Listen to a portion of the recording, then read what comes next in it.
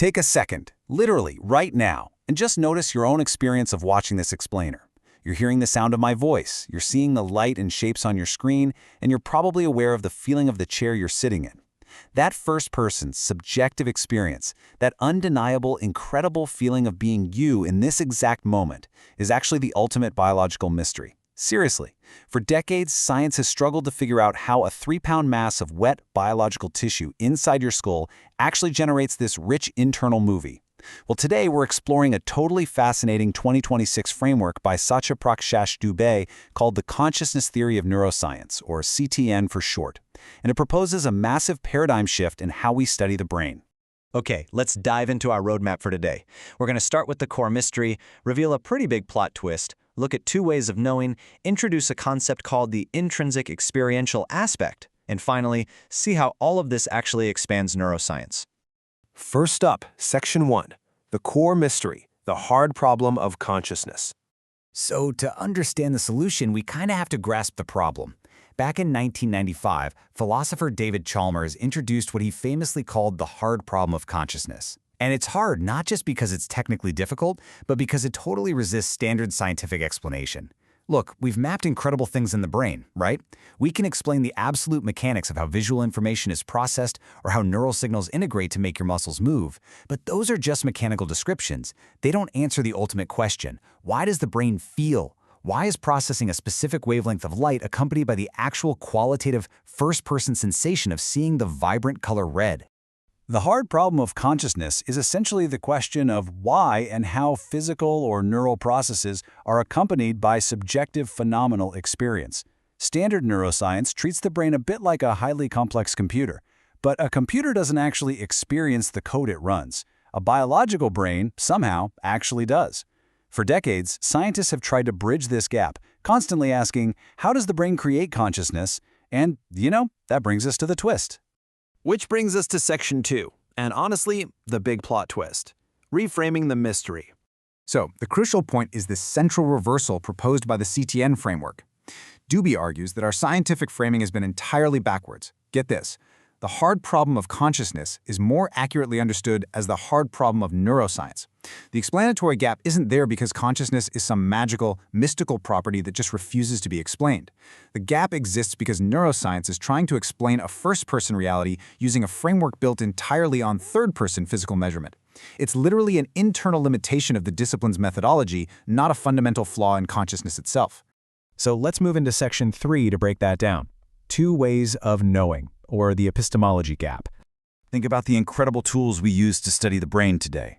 We've got electrophysiology measuring electrical activity, fMRIs measuring blood flow, and connectomics mapping out structural wiring. These third-person instruments are absolutely amazing, and they reveal genuine, undeniable features of our neural systems. But here is the catch. An instrument just records and translates physical quantities. An fMRI machine doesn't experience anything. Therefore, by the very nature of what they measure, none of these tools can directly capture the qualitative character of a first-person experience. And this brilliantly illustrates the whole issue. A nociceptive, or pain-sensing signal firing in your nervous system is literally just data to a machine. But to you, it's the agonizing feeling of pain. A wavelength of light is just a physical property, but you experience it as the color red. A synaptic pattern is just biology, but you experience it as a rich, spontaneous thought.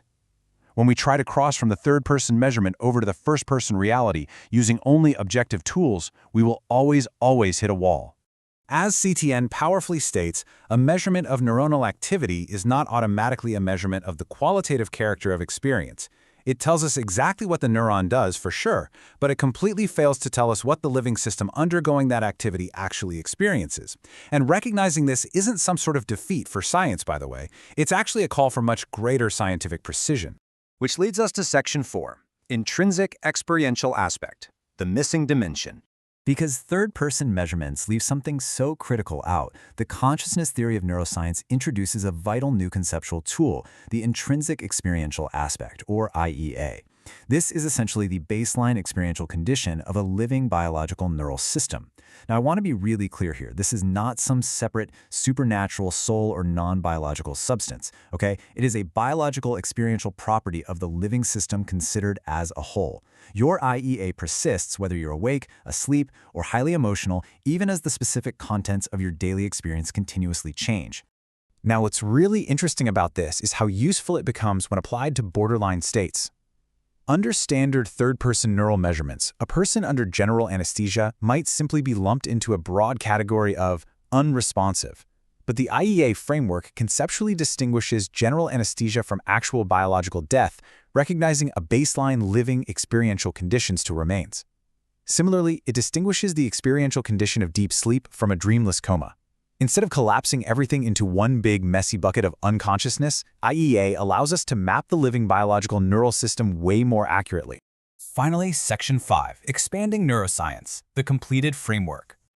Let's look at how all this builds into an actionable, scientific future. CTN proposes that we don't abandon traditional neuroscience at all. Rather, we expand it into a completed framework with two sequential complementary stages. Stage 1 is totally indispensable. Neuroscience provides the biological foundation, mapping the neurons, the organization, and the dynamics.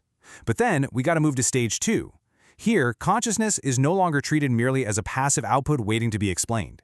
Instead, consciousness becomes an epistemic resource, meaning it becomes a valid, primary tool used to interrogate the assumptions and limits of the neural models created in Stage 1. First-person and third-person knowledge are finally treated as co-primary. This expanded view also opens the door to some incredible practical applications, like the neuron regulation technique, or NRT.